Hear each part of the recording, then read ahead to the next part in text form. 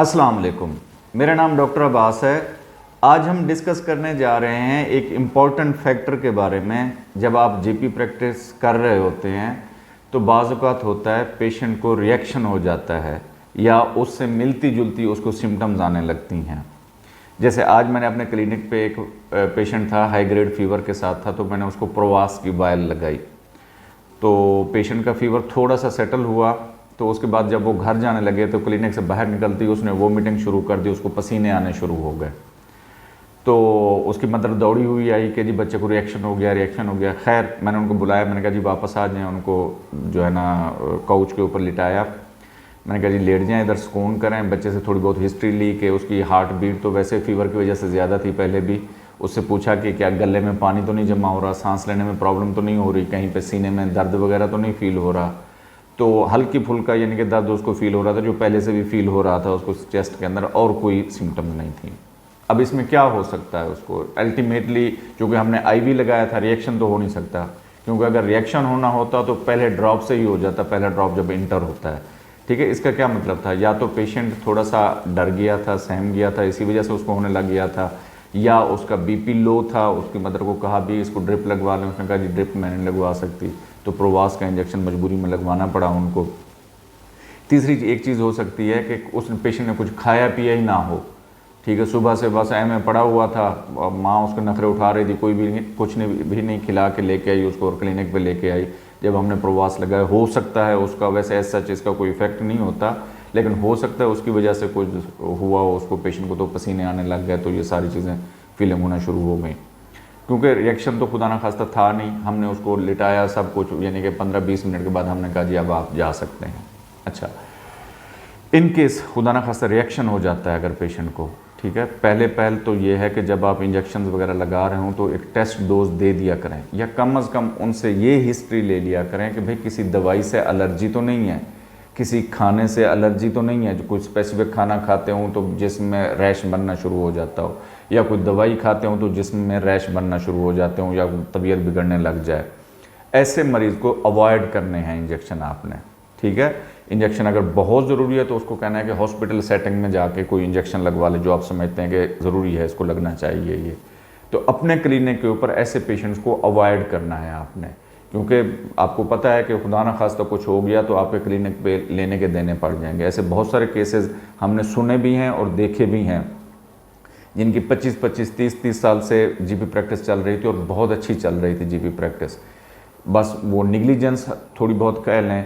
एक पेशेंट तो मेरे सामने का किस्सा है कि पेशेंट को आईवी इंजेक्शन लगा लें डॉक्टर साहब। अब पहली बात इसमें ये नोट करने वाली है, आप लोग जब इंजेक्शन एक स्लिप बना के देते हैं और ख़ास तौर पे आईवी इंजेक्शन लगना है तो इस चीज़ को मेक श्योर किया करें कि जो आपका ट्रस्ट वर्दी डिस्पेंसर है उसको आईवी इंजेक्शंस के लिए रखें। रीज़न क्या है कि आपके पास नए लड़के आते हैं या लड़के आते हैं जिनको कोई पता नहीं होता, ख़ास तौर पे घरों से थके हुए होते हैं, वो आते हैं तो उनको नहीं पता चलता कि ऐसे इंजेक्शन आपस में मिक्स कर देते हैं जो कि आईवी नहीं लगने होते। ठीक है, उसकी वजह से भी बहुत बड़ी ये ब्लंडर हो सकता है। इस चीज़ को आप लोगों ने मद्देनज़र रखना है। अगर ट्रस्टवर्दी बंदे को देंगे तो वो वही इंजेक्शन जो आपने लिखा हुआ है वही फिल करके आएगा और आप लगाएंगे। अच्छा, अब मैं जो आपको बात बता रहा था जिस डॉक्टर साहब की, अब पेशेंट को उन्होंने आईवी इंजेक्शन खुद बैठे लगा रहे हैं अपने, यानी कि साथ स्टूल पे बिठाया हुआ है, आईवी इंजेक्शन लगा रहे हैं। अब पेशेंट बच्ची थी तकरीबन 18-19 साल की, तो वो कहती है कि जी मुझे पेन हो रही है हार्ट के अंदर। और डॉक्टर उसको एम निकलीजिए, तजो की हो गया, कुछ भी नहीं होया, एम ड्रामे कर रही हैं, पेन का दो यार, थोड़ा सा सुन लो उसको, पेन हो रहा है आपके इंजेक्शन लगाने से तो निकाल लो। उसने जी पूरा इंजेक्शन तुन दिया। Ultimately patient was collapse and she was no more within few minutes. तो इन चीज़ों से आप लोगों ने अवॉइड करना है। ख़ास तौर पे किसी भी एलर्जिक हिस्ट्री लेनी है, कोई नॉन एलर्जिक हिस्ट्री लेनी है उसकी, और कोशिश करें अपने पेज के ऊपर लिख दें NKA लिख दें, नो नॉन एलर्जी।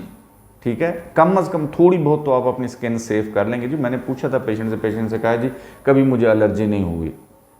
ठीक है, एक तो ये चीज़ करनी है। दूसरा फिर कोशिश करें कि उसको टेस्ट डोज ज़रूर दें। अगर किसी को पहली दफ़ा इंजेक्शन लग रहा है तो अगर किसी आप कहते हैं कि जी अब सेफ्ट्रेक्सोन तो तकरीबन हर दूसरे पेशेंट को लग रहा होता है, अब हर पेशेंट को हम टेस्ट डोज देते फिरें, या पेशेंट बार बार आता है हमारे पास अगर तो उसको हर पेशेंट को टेस्ट डोज देनी है।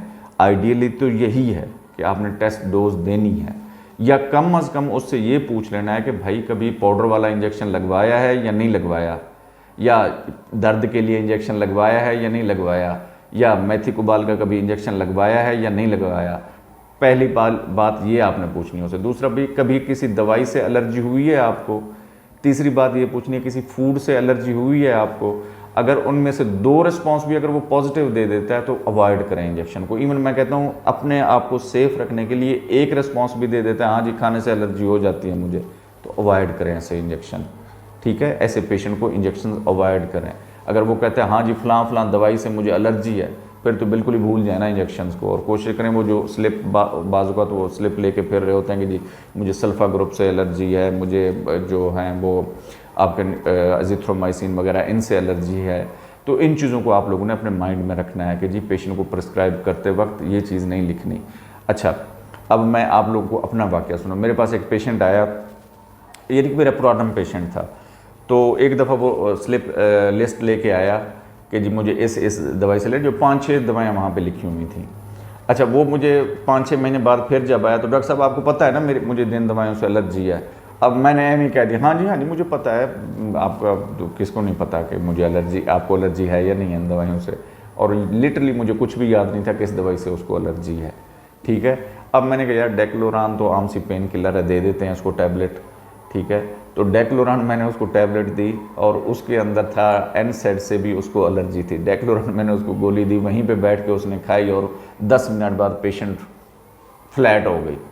बड़ी मुश्किल से उसको मैंने रिकवर कराया। ठीक है, तो इस चीज़ों से आपने बचना है, अपनी प्रैक्टिस को अगर बचाना है। एक तो जो पेशेंट्स खुदा ना खास्ता वहाँ पे किसी को प्रॉब्लम होती है, जो सारे पेशेंट बैठे होते हैं वो बातें करते हैं, उसके बाद फिर घर वाले आ जाते हैं, आपको अपना आप बचाना मुश्किल हो जाता है। और आपको पता है फिर टीवी पे न्यूज़ चल जाती है गलत इंजेक्शन के लगने से। अब उनको बताया कि थोड़े प्यू ने तो दसिया है कि गलत इंजेक्शन लगा है।